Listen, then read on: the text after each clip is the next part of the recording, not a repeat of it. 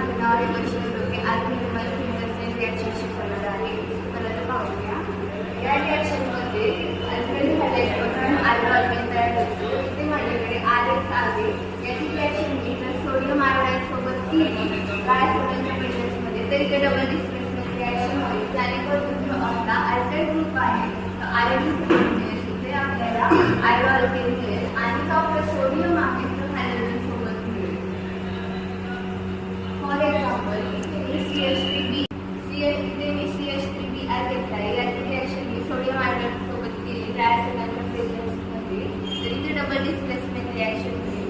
इथे माझा जो CH3 आहे तो आयोडीन सोबत मिळेल. इथे आपल्याला आयोडोमिथेन मिळेल आणि जो आपला सोडियम आहे तो Br सोबत मिळेल.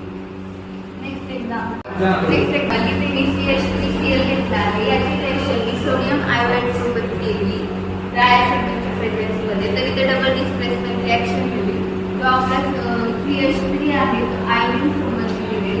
इथे आपल्याला आयोडोमिथेन तयार होईल आणि जो आपला सोडियम आहे तो Cl क्रोमाइड करावं लागतं कारण की आपले जे बाय प्रोडक्ट आहे NaCl आणि NaBr ते ड्राय